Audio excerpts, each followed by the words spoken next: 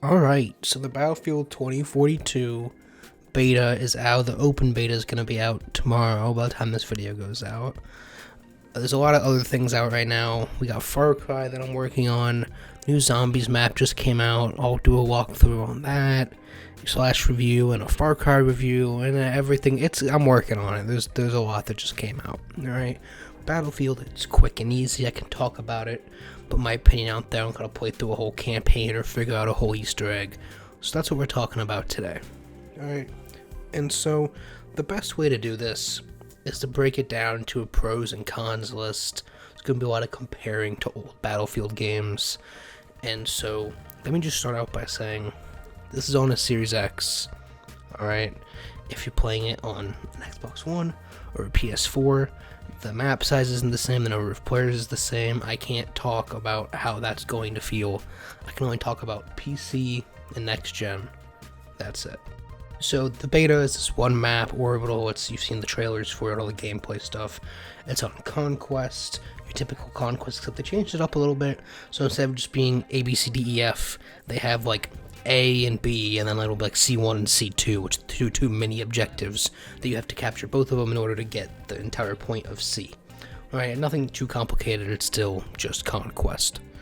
And so I really don't want to go over like how the game works and just what Battlefield 2042 is, but I feel like that's kind of needed to talk about the operator system. So if you've watched any of the TRSS pod, link in description, we talked about a while ago how the operators would work, how we thought it would work, and so they come with gadgets, and then they come with passive abilities. So the one I'm playing right here has a drone that can ping people, and then he has like a movement radar that he senses enemies moving around you. There's the guy with the grappling hook that like shoots faster, ADS is faster. The guy with the sentry turret like does more damage when around sentry turrets or something. And then there's a healing person that can heal people from range, which is her gadget, and then to full health, which is her passive ability. Those are the four in the beta, the four that they fully revealed. I want to say there were 10 that is confirmed, but I'm not positive. You just saw me mess with the weapon customization, and so this would more go on that cons list. How it works right now in the beta is every weapon has 3, for the most part, attachments to choose from in each tree. So there's your barrel, your magazine, your optic, and your some kind of grip or grenade launcher, right? Or flashlight, laser, something like that. And so you get a couple options for each one, and I'm hoping this isn't the full range of attachments, because if it is, that's pretty much 2 scopes, 2 barrels, you know, 3 magazines, and then like an underbarrel for each weapon. Which really, when you think of the dozens of attachments other Battlefield games have, and even Call of Duty has at this point, that's not a lot. And so, what I want to talk about that's pretty much with those operators is they have what I just said, those gadgets and passive abilities. The guns, like in Battlefield, I think just the more recent ones, I can't pinpoint each game, they all blend together at this point, but post Battlefield 4 and Hardline, I think it's just 1 and 5, I don't fucking know, but one Battlefield game at some point gave multiple classes access to multiple weapon types, right? I want to say it was Hardline, I'm not positive, I don't know. This game does the same thing. So in the beta, there's 2 assault rifles, 2 SMGs, a shotgun, a sniper rifle, and a marksman rifle, right? Every operator, which is technically a class, has access to every weapon. So you can be the sniper, or not the sniper, because technically there is no sniper, but the recon with an SMG, or you can be the support guy with the sentry turret with a sniper rifle. You can mix and match any of that any way you want. The gadgets are the only thing, along with the passive abilities, that are unique to the operator. The weapon, and then the secondary gadget, which is what you're more used to being kind of your class gadgets. So for example, right, like a rocket launcher, a repair torch, a med kit, a supply crate, C4, all of that stuff are secondary gadgets that, again, anybody can use, right? But these new, like, Rainbow Six Siege Overwatch type drones, sentry turrets, grappling hooks, and healing pistol are really specifically unique to the characters. So I just want to get that out there, get that out of the way. I want to replay this part that just played real quick with the audio a bit louder so you guys can hear what the hell we're saying, just so you can come across the discovery that we made while we were playing. I see people on the other side of the tanks, right in front of you. There's at least 2, if not 3.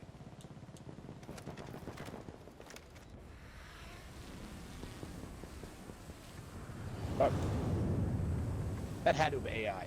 There's no way. There is AI. That's bots? Yeah, it was a bot. Dang. Got another one right in front of you. It's like there's no way this. Yeah, it says AI. What the fuck? So, like you just saw, the game does have bots. Now, there are 3 theories here, right? And a lot of them are negative, but there's 3 theories, okay? So there's the possibility that, like typically how you would think bots would work, right? It's a 124 player lobby, or 128, whatever. It's 128 player lobby, right?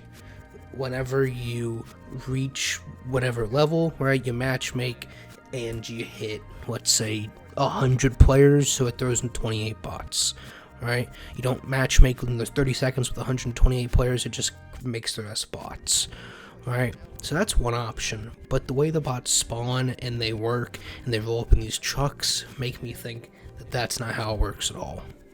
So the other 2 options, right, is that there's always bots no matter what, and it's just random, right? And these 2 options are kind of the same thing, but that's pretty much a choice, which I don't think is it. What I think happens, and this is just purely on the fact that they arrive in vehicles, right, is that when there's an objective being taken and there's no activity at it for a while or anything like that, it spawns AI. Because we were the only ones here, and like you've seen in the gameplay, we're here for probably 5 to 10 minutes just taking this objective, and AI just keep spawning, keep rolling up. So I think any objective that is just being taken and there's no threat, there's no enemies, it must have some type of 90-second timer or something, where if there's no conflict within that time, it spawns AI in there just to give the player something to shoot at. That's my theory, though. I have absolutely no clue if that's how it works.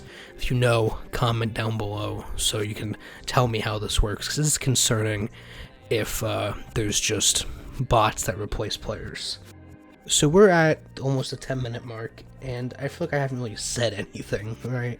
So just to go over like the basic ass shit that you need to go over with everything, right? And this is more review type stuff, but just for beta impressions, the game looks fine. It didn't blow me away. It looks on par with Battlefield 5. Again, this is on a Series X in 4K at 60 FPS.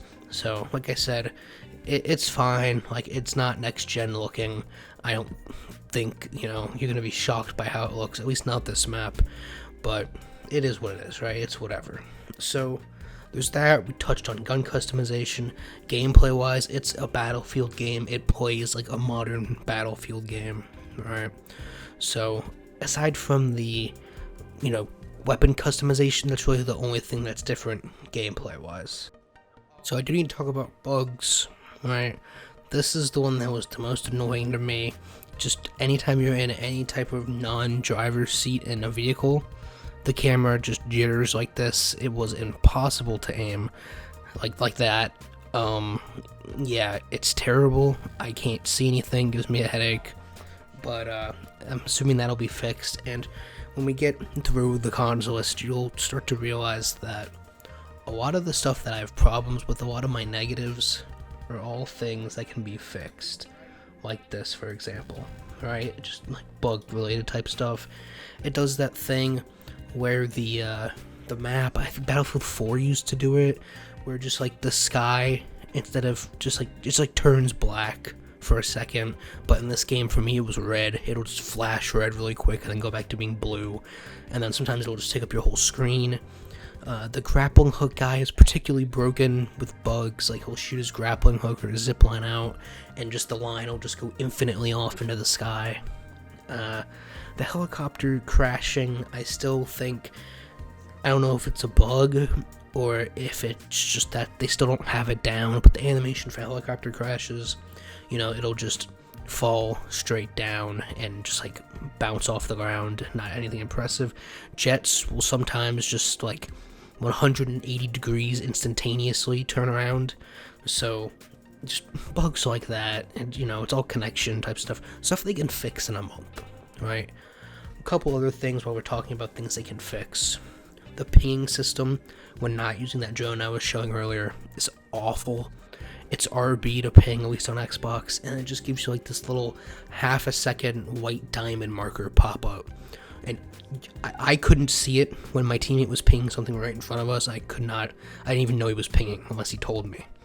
Alright, so that needs to be fixed. Speaking of pinging, there's no compass unless you're ADSing, right, or in a vehicle. And so callouts are pretty much impossible, right?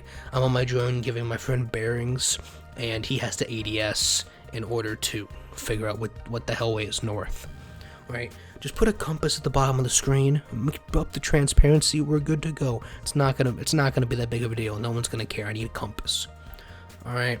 The vehicle gameplay, again, nothing here is really too crazy. I mean, the Osprey is perhaps the most unique thing, and that's fun. It's cool. It looks cool.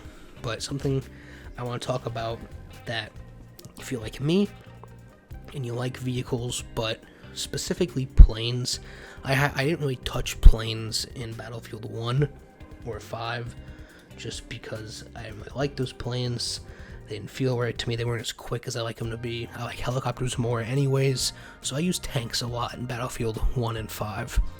And so they've always had legacy or veteran controls, and they have it for the ground vehicles in Battlefield 2042, right? So typically, if you don't know how it works, the default controls, I think they switched this in like, it was either post hardline or in hardline. Battlefield 3 and 4, it's RT to take off in a helicopter. We'll use a helicopter for example. RT to take off, LT to like descend, LB would be fire, and then your motion, you're just left and right, your tilt, and your up and down is on your sticks, right? Then they changed it to the more Halo controls, alright, and what Warzone uses kind of.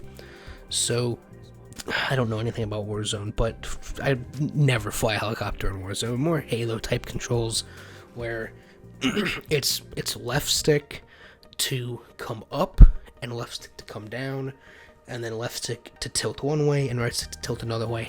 I hate that. I have no control. I crashed so much.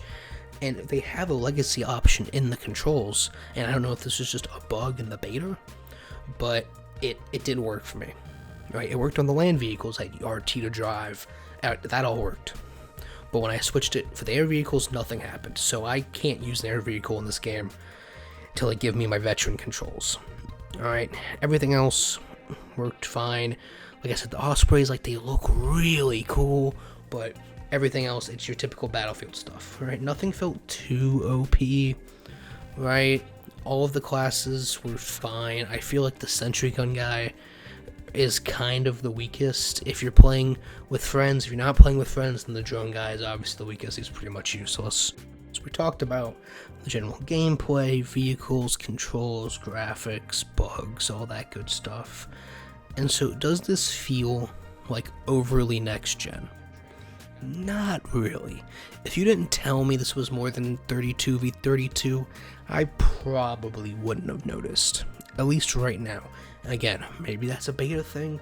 Who knows, right? If they get all these issues fixed, the pinging, the just like the general bugs, not having a compass, they fix all of that stuff, I think this game will come out pretty good, right? My only concerns are the number of weapons, attachments, and then just the overall progression as a whole, right? I have hundreds of hours on Battlefield 3 and 4. I can go back and play them and still unlock stuff. And then Battlefield 5, I pretty much unlocked everything the first week the game came out, right? I'm talking, we need 30 plus guns. I mean, even that's lowballing it. Like Battlefield 3 and 4 have like 70 something guns, right? There needs to be a lot of guns, right? But the operators, you know, that's gonna just depend on what the other 6 are and how they work. There's definitely probably gonna be one that's OP. That's just how it works.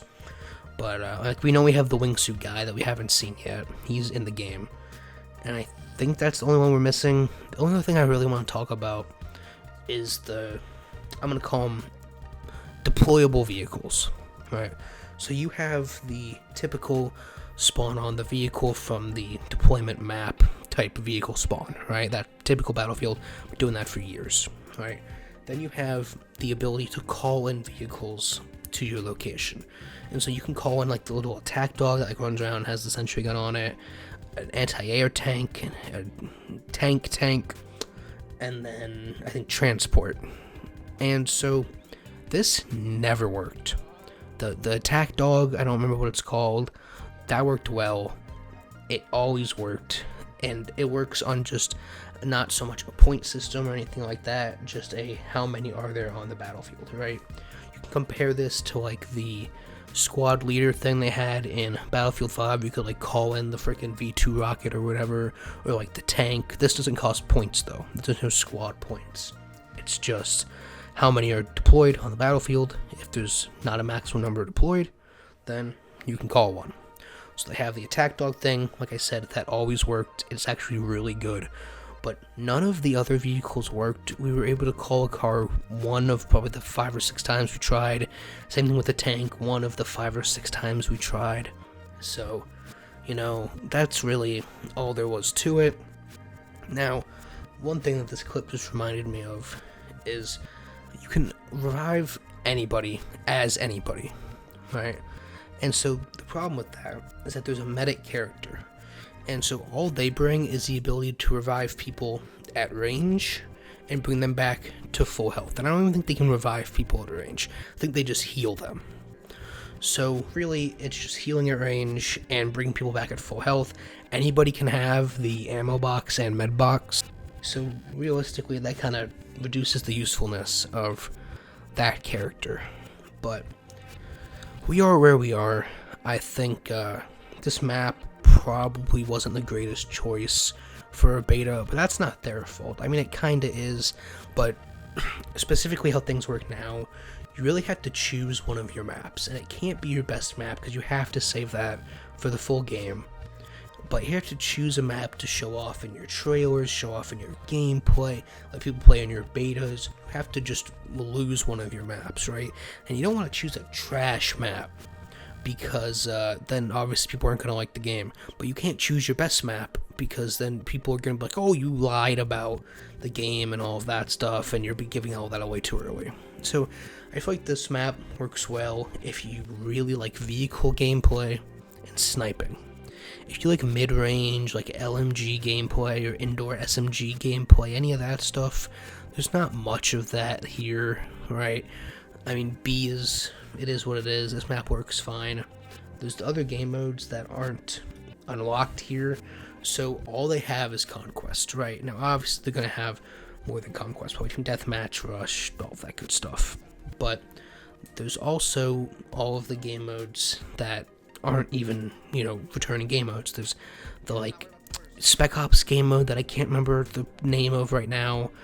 There's the Battlefield Portals, which is a whole thing that we'll have to look into. But honestly, looking at Twitter, looking at people talking about it and some other reviews, I seem to like it a lot more than other people do, right? People are trashing on it, and some people are just saying some stupid ass shit. Like, people talking about the people being too small, that they run too far. That's not this game. That's just Battlefield, right? That's never been, something that they were going to change. That's what Battlefield is. But people are like, oh, it's not fast enough like Call of Duty. That's not this game's fault. That's what Battlefield is. But overall, if I had to review the game right now, I'd give it like a 6, right? Get rid of those bugs, maybe add 1 or 2 cool new operators, add 30 more guns, a bunch more attachments, some cool ass maps, some cool vehicles, vehicle customization, stuff that they can definitely add, right? None of this is stuff that can't be fixed, right? If it was oh yeah, the guns feel like trash, the game, they can't fix that. The engine is the engine. The guns feel good, by the way. So, but this was significantly longer than it was supposed to be. 20 minutes, Battlefield 2042 beta impressions. Next will be probably a Far Cry first impressions. Then, if I have time, maybe a zombies Easter egg walkthrough. If not, it'll be the Far Cry review, and then the zombies walkthrough. Who knows? At some point, something comes out. Oh, I have to review Back for Blood whenever that comes out in like a week. So that's gonna be in that mess somewhere. So we're gonna be all over the place. It's that time of year where there's gonna be a million things to review and not enough time to play it all. So you guys let me know what you think of Battlefield 2042 beta down in the comments below, and I'll see you guys in the next one.